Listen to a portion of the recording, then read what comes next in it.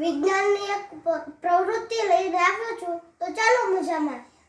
આપણે જોશું પાણીમાં શું તરે શું ડૂબે. મેં લીધું છે એક લાકડાનું બેટ. હવે તેને તરાવીએ. જુઓ, લાકડાનું બેટ તરી રહ્યું છે. હવે લઈએ સ્ટીલની બોટલનું ઢાંકણું. હવે તેને તરાવીએ. જુઓ, સ્ટીલની બોટલનું ઢાંકણું તરી રહ્યું છે. હવે મારી પાસે છે સ્ટીલની માપપટ્ટી. હવે તેને તપાસીએ. જુઓ, સ્ટીલની માપપટ્ટી ડૂબી ગઈ છે. હવે મેં ચાવી લીધી છે, તો ચાલો તેને તપાસીએ. જુઓ, ચાવી ડૂબી ગઈ છે.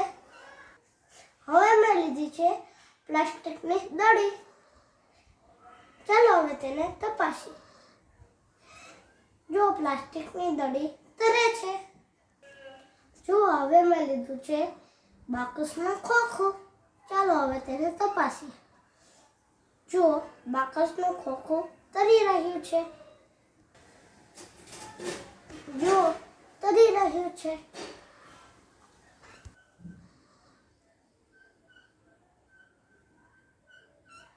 મારી પાસે કાગળનો ટુકડો છે, તો ચાલો તેને તપાસીએ.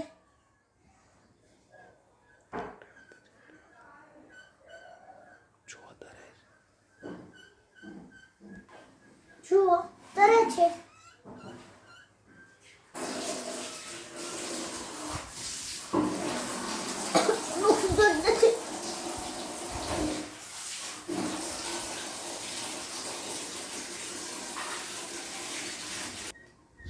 જુઓ, હવે કાગળ ડૂબી ગયો છે. તેનું કારણ આપણે થોડી વાર રહીને સમજીએ. હવે મારી પાસે એક પ્લાસ્ટિકનું ઢાંકણ છે, તો ચાલો તેને તપાસીએ. જો આ તરી રહ્યું છે. હવે મેં એક બ્રશ લીધું છે, તો ચાલો તેને તપાસીએ.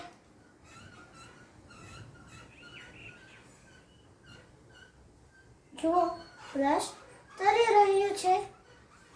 હવે મેં એક ટબ લીધું છે, તો ચાલો તેને તપાસીએ. જુઓ, તે તરી રહ્યું છે. હવે આપણે આને પાણીથી આખું ભરી લઈએ, પછી જોઈએ.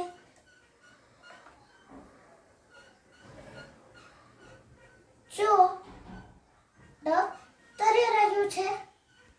હવે મારી પાસે એક પૂંઠાનું વર્તુળ કાપેલું છે, તો ચાલો તેને તપાસીએ. જુઓ, પૂંઠું તરી રહ્યું છે.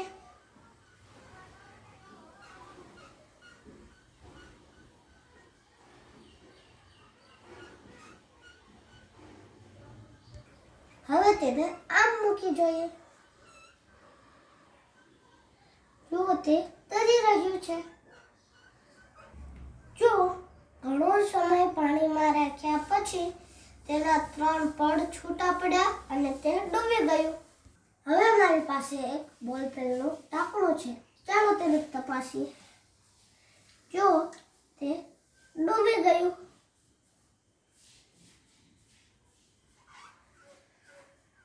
ચાલો હવે મારી પાસે એક રૂ છે. ચાલો હવે તેને તપાસીએ.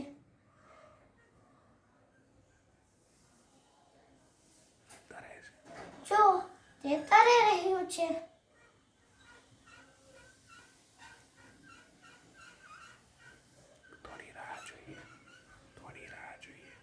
થોડી રાહ જોઈએ. જુઓ મિત્રો, 15 મિનિટ બાદ રૂના ઘટકો છૂટા પડ્યા છે અને તે ડૂબી ગયું છે. જુઓ, મેં ખીલી લીધી છે. ચાલો હવે તેને તપાસીએ. જો તે ડૂબી ગઈ છે.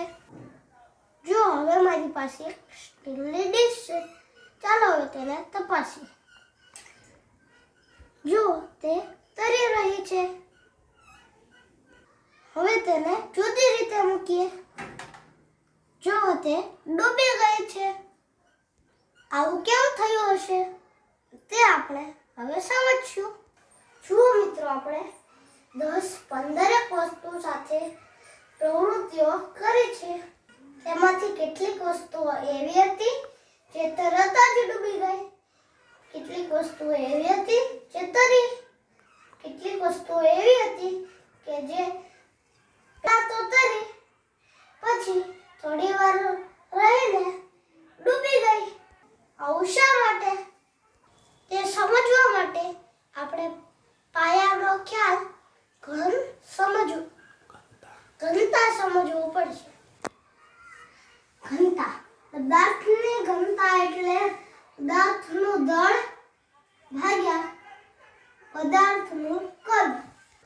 દળ એટલે પદાર્થમાં રહેલો દ્રવ્યમાન જથ્થો અને કદ એટલે પદાર્થે રોકેલી જગ્યા.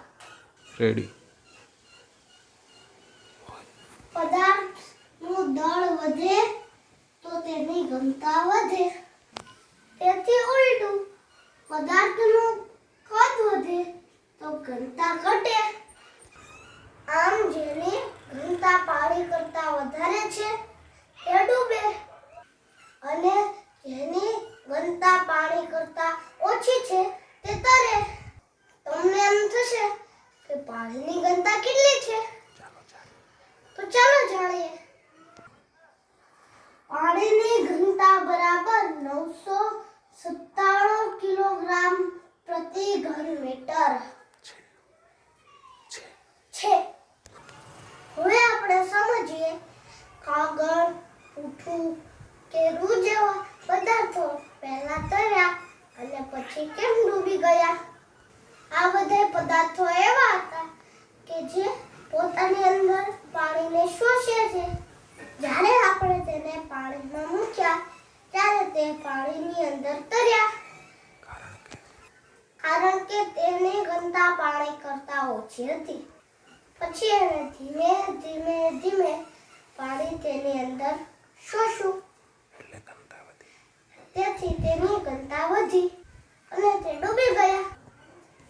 ખીલ્લી, માપપટ્ટી, ધાતુની ડીશ, આ બધું જ લોખંડમાંથી બનેલું છે. છતાં ખીલ્લી અને માપપટ્ટી તરત ડૂબી ગઈ. ધાતુની ડીશ સીધી મૂકી તો તરી અને ઊભી મૂકી તો ડૂબી ગઈ. આવું કેમ થયું હશે? ચાલો સમજીએ. ખીલ્લી અને માપપટ્ટીની ઘનતા પાણી કરતાં વધારે હોવાથી તે તરત ડૂબી ગઈ. જ્યારે આપણે ડીશ આમ મૂકીએ ત્યારે તે વધારે જગ્યા રોકે છે અને તેનું કદ વધારે છે. કદ વધે છે એટલે ઘનતા ઘટે છે. ત્યારે આપણે આમ ડીશ મૂકીએ છીએ ત્યારે તે ઓછી જગ્યા રોકે છે, કદ ઘટે છે. કદ વધે, ઘનતા ઘટે